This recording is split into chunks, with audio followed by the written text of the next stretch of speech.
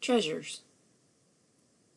When the family spent Thanksgiving weekend going through my late mother-in-law's lifetime accumulation of treasures, we failed to find one item that nagged at both my brother-in-law's and my minds all winter. We knew she had a china doll she had kept since she was a tiny girl. She had never quite forgiven her father and stepmother for making her let her little half-brother play with it, because he had broken off one of its feet. We cautioned everyone who opened a box to be careful, the doll might be in that box. Finally, every box had been opened and still no doll. My brother-in-law even dreamed that he had taken the doll home and forgotten about it. We wondered who could have stolen it. In the spring, when my brother-in-law and sister-in-law, Arnolie and Barbara, came back to get ready for the estate sale, he found an unopened box, neatly labeled "Doll," leaned against the wall just inside the door of an upstairs storage area. It had been overlooked when that space had been emptied. He waited until I got there to open it. There was the little black-haired china doll, a little smaller than I remembered, her sawdust body crumbling, but her beautiful face as shiny and brightly colored as when she was new, at least 80 years ago. Another treasure from Bertha's childhood was a toy iron with a detachable handle and a tiny cup and saucer. Also in the box was a tin fruitcake box full of beautiful seashells brought back from the South Pacific island of Tinian, where my husband was stationed when the Enola Gay took off from there to drop the first atom bomb on Japan, signaling the end of World War II. Wrapped in brown paper was a year's subscription to Comfort magazine. Arnolie and I divided the contents of the box.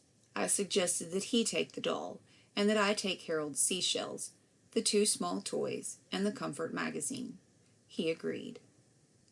The Comfort magazines were special to me because in 1935 and 36 I could read, and we subscribed to that magazine, which cost, according to the masthead, 25 cents a year for 12 issues. I remembered especially one picture on the December cover.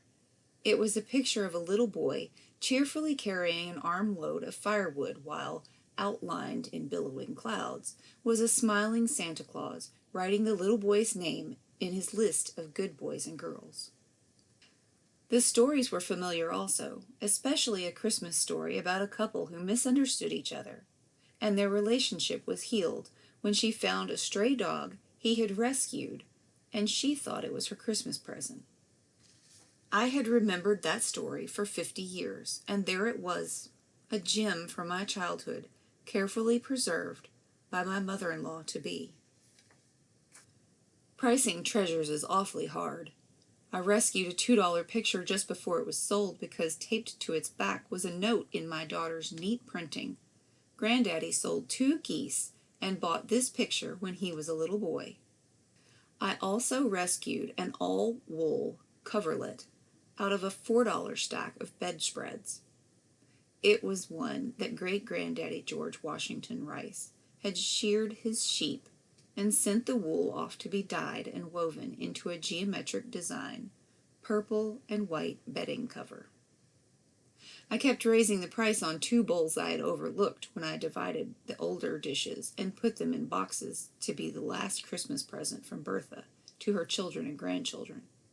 Finally, my sister-in-law said, "You like those bowls so much, why don't you take them?" I was grateful because I did want the bowls, but I didn't want to be a pig and take more than my share. Barbara took a candy dish she was partial to, and Arnolie took an old carnival-ware bowl with a shiny part worn off that he remembered his mother serving blackberries in at company meals when he was a child. He said, "None of us needs the money this stuff will bring. We're only selling what we can't use. If Mother's children or grandchildren wants anything she had and can find a use for it, they're welcome to it." I remember how offended he got when my son Steve wanted to pay extra for the oak dining table, buffet, and china cabinet he wanted, and felt he was taking more than his share. He told Steve he was sure his mother would be proud to have her only grandson using the table his grandmother and granddaddy had used all their married life.